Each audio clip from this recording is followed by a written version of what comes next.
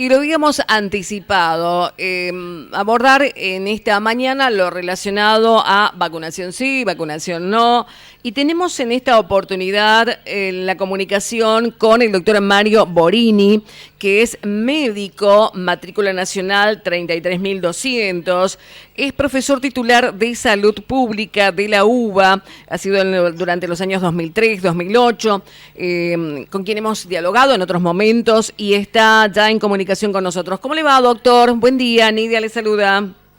¿Qué tal, Nidia? Buen día, mucho gusto. Bueno, gracias por atendernos y un poco para que nos cuente acerca de este debate que ustedes están proponiendo en cuanto a que si la vacunación debe ser o no obligatoria en la Argentina. Cuando hablamos de esto, hablamos del calendario de vacunas ya establecido, doctor Borini, ¿o de qué vacunas estamos hablando? Sí, hablamos del calendario nacional de vacunación, exactamente, que comprende 15 vacunas que a los 15 años han supuesto la aplicación de 37 aplicaciones. A los 15 años de edad, digamos, suman 37 aplicaciones. 15 años, exactamente, esas 15 vacunas suman esa cantidad de aplicaciones. Claro, porque algunas se repiten, ¿no? No sé si claro, una vez al año. Ajá. Claro. Bien. ¿Cuál es el planteo que ustedes están haciendo, doctor? Usted junto con muchos otros profesionales de los cuales, bueno, tenemos referencias, hemos inclusive hecho notas en su momento. ¿Cuál es el planteo, doctor? Mire, hace años que esto tendría que haberse hecho. En realidad, entre adultos, cuando hay un problema, siempre circula información y se van tomando distintas posiciones a partir del encuentro de ideas y experiencias. Acá no las hubo, y hubo una política pública que fue peor que la pandemia, digámoslo claramente, la política pública empeoró a la pandemia, sin que hubiera, por parte del gobierno, que era el principal responsable de haber reunido las opiniones acerca de un hecho que no era tan luctuoso como ellos dijeron. Pensemos que cuando comenzó esto en el año 2020, hubo 1.400.000 muertos en el mundo por el llamado COVID, que es un síndrome producido por numerosos frentes de enfermedad, y resulta que muchas otras enfermedades causan muchas más muertes. El 1,4 millones son el 2% del total de muertes. Quiere decir que hay otro 98% de muertes que no merecieron igual atención. Algunas de ellas son 4 o 5 veces más numerosas. Imaginemos que el hambre sola mata 8 millones de personas en el mundo y el COVID solamente mató 1.400.000. Pero ellos se equivocaron porque hablaron de que iba a haber 40 millones de muertes. Así que todos estos errores se fueron sucediendo sin ningún reconocimiento por parte del gobierno, que no había convocado a la población a sumarse en una actitud activa para acometer esto que ellos consideraban un gran problema. Pero si esto era un gran problema, había 20 veces más problemas que estos, o 20 problemas más grandes que este. Usted decía el hambre, ¿no? Que genera muertes, 8 millones de personas al año. ¿Qué otras enfermedades? Sí. Bueno, por ejemplo, 8 millones de muertes en forma directa, muchos más millones en forma indirecta a través del debilitamiento que produce, y cualquier otra enfermedad también puede causar la muerte. En cuanto a otras enfermedades, por ejemplo, el infarto agudo de miocardio, que es una enfermedad social, digámoslo claramente, no es una enfermedad imposible de atender, imposible de prever, es una enfermedad causada por el hombre a través del sedentarismo, a través del tabaquismo, a través de las dietas, a través del estrés.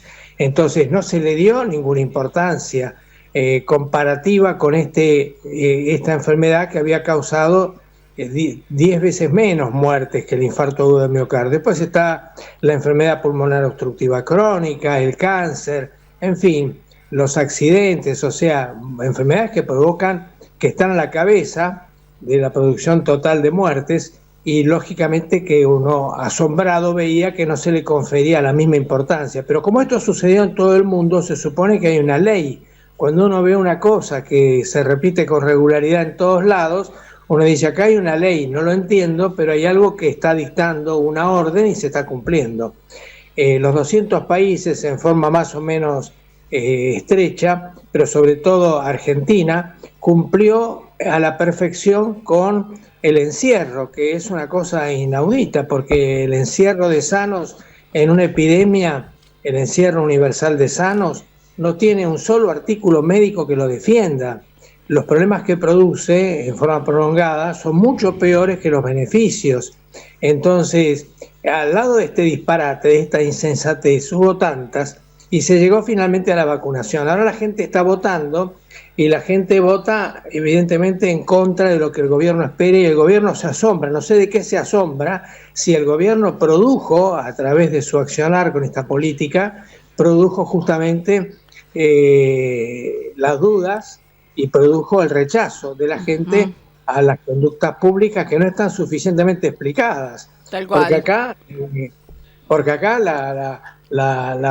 el problema del COVID fue utilizado. Está bien. Fue como un segundo. Bueno, en este contexto se entiende que hubo gente que no se vacunó, que cuestionaba esta vacunación que se había generado para contrarrestar el COVID, y fue gente que no se vacunó. De allí surge también el hecho de que gente que esté rechazando las vacunas que están en el calendario ya establecido desde hace mucho tiempo. La del COVID se fundamentaba diciendo, no, es una vacuna que no tuvo suficiente tiempo para experimentar si era positiva o no. Pero ¿qué pasa con el resto? ¿Ustedes están yendo también a un cuestionamiento hacia el resto del calendario? Claro, porque nosotros estamos viendo que la ley 27491, que cualquiera puede leer y se va a asombrar las cosas que dice, que cuando uno no se vacuna no tiene derecho al certificado prenupcial. Imaginemos la relación que hay entre una cosa y otra, ¿no? Es una cosa loca. Tampoco tiene derecho a sacar el DNI. Imaginemos las cosas que figuran en esa ley, porque no es lo que uno habla, sino también lo que uno puede leer con libertad. Los que están escuchando pueden ir a ver la 27491 a ver qué les parece. No pueden sacar el pasaporte, después limita la escolaridad. ¿Qué tiene que ver limitarle la escolaridad a un niño cuando los padres han decidido, en función de su capacidad de decisión, son adultos, han decidido no vacunarlo? ¿Y por qué han decidido no vacunarlo? Y bueno, acá hace falta mucha investigación. Hay un paradigma de vacunar todo lo que sea posible y no se ha estudiado la interacción entre vacunas. Las vacunas actúan sobre el sistema inmunitario fundamentalmente. ¿Y qué pasa si uno recibe vacunas en una cantidad que no ha sido estudiada? ¿Cuál es la interacción entre ellas? Y hay cosas que están apareciendo que no han sido investigadas y que no las voy a investigar yo ni usted porque no nos corresponde, ¿no? Esto es un problema del gobierno. El gobierno está recaudando impuestos y en su presupuesto nacional incluye la investigación. ¿Y por qué no se investiga qué tiene que ver la vacunación con el autismo, que es una epidemia? Pasó de 1 en 10.000 a 1 en menos de 100. Entonces, ¿qué es lo que está pasando? ¿Cuántas cosas coinciden en el mundo como para explicar el autismo? Seguramente muchas, la contaminación ambiental, etcétera. Pero una de ellas es el auge de la vacunación. Entonces, se relaciona, digamos, con los casos de autismo. Hay un... Por ejemplo, pero uno podría pensar, ¿a quién le corresponde la investigación y por qué no la hacen? Ese es el tema. ¿Por qué no la hacen? ¿Por qué no deslindan una cosa de otra y muestran claramente los resultados que sean indudables? Se ha rodeado el gobierno de expertos, que les llama expertos, son infectólogos, y son infectólogos vinculados a la industria farmacéutica, justamente productora de vacunas. O sea, hay un conflicto de interés. Yo no digo que el conflicto de interés lo resuelvan en contra de la sociedad, pero tienen que demostrarlo, porque nosotros los que estamos convocando este debate no tenemos ninguna conexión con los laboratorios productores de vacunas, no tenemos ese conflicto de interés. En cambio, la mayoría de ellos sí lo tienen. Son empleados, entendamos que son empleados de la industria farmacéutica productora de vacunas. Entonces, como esto del COVID, con su vacunación así de un día para el otro, sin cumplir todos los recaudos que se cumplieron habitualmente para lanzar un producto al mercado con la excusa de la salud, ha alertado tanto a la población la población también lo relaciona con otros fenómenos. Por ejemplo, uno podría entender que este asunto del encierro masivo, de la vacunación Bien. compulsiva, produjo una urgencia que no lo era en la medida en que el gobierno lo dijo, porque se equivocó en todas sus predicciones, y fue como un señuelo, una cosa que atrajo, pero que en realidad distrajo de un tema fundamental, que es el empobrecimiento, la desocupación, la transferencia de riqueza que hubo de los países periféricos a los países centrales donde se producen las vacunas, la transferencia de riqueza que hubo de pobres a ricos, cosa que está en Argentina bien documentada por el INDEC, donde el 10% más pobre perdió el 30% de sus ingresos. Esto pocas veces ocurrió en la historia. Entonces la gente advierte, a lo mejor intuitivamente, pero a su vez por la experiencia personal que tiene, si cayó en una de estas zanjas que se produjeron con esta política pública, advierte que aquí hay algo más que raro. Entonces, revisemos el calendario nacional de vacunación, pero no porque descubramos la pólvora, porque muchísimos países adelantados a los cuales nosotros hemos estado mirando, y a veces uno dice, qué poco amor a la tierra que tenemos cuando miramos tanto a Europa y Estados Unidos. Bueno, justamente tratemos ahora de que miremos en esto también a Europa, ya que la miramos tanto, y veamos que 17 países de 30 países europeos no tienen vacunación obligatoria, solo por recomendación. Basta con que no se vacunen, no tienen que rendir cuentas a nadie. Claro. 17 países. Sí, doctor. 17 países que son muy conocidos para nosotros, ¿no? Claro, pero ahora en estos últimos tiempos se habló mucho del caso del sarampión, ¿no? Entonces dice, no, la enfermedad vuelve, la enfermedad emerge por la falta de vacunación, porque hay familias que ya no quieren hacer vacunar a sus niños, y es por eso que la enfermedad está reapareciendo, se está avanzando con más casos. ¿Qué respuesta dan a esto ustedes? Nidia, ahí vamos a decirlo claramente, es una mentira.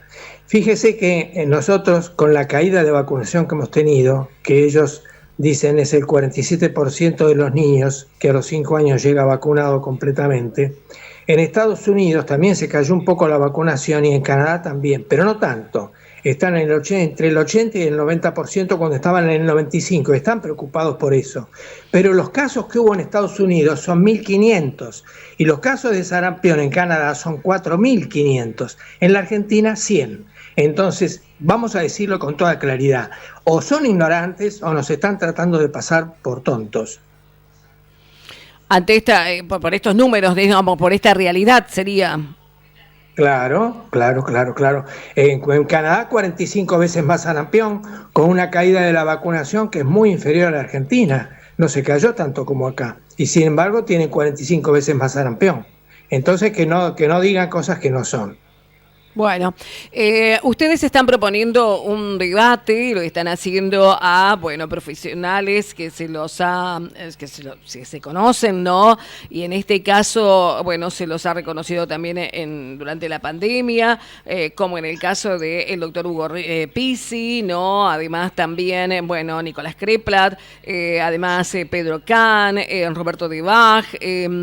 ¿Para cuándo ustedes han hecho el planteo formal de confrontar con ellos y debatir sobre estos temas? Ninguno de ellos puede decir que no ha sido convocado antes de que esto trascendiera. A todos se los ha convocado antes para que contestaran en un lapso prudencial. Evidentemente estamos todavía muy cerca, ha sido muy reciente, no hemos recibido ninguna respuesta, pero a todos se los ha convocado. Ellos han acaparado la televisión, ellos han acaparado las radios, ellos han acaparado los medios. Nosotros no hemos tenido acceso porque la censura ha sido muy cerrada y hemos participado ocasionalmente. Así que, y cada vez que hemos participado hemos sentido la censura. Hemos sentido la censura, la persecución. En Rosario hubo 3 detenidos, hubo una golpiza simplemente por hacer una expresión de deseos de que se revise esto. Ha habido detenciones posteriores también, intimidaciones, amenazas, agravios, injurias, calumnias. Entonces, evidentemente la censura es muy importante, a ellos les preocupa mucho.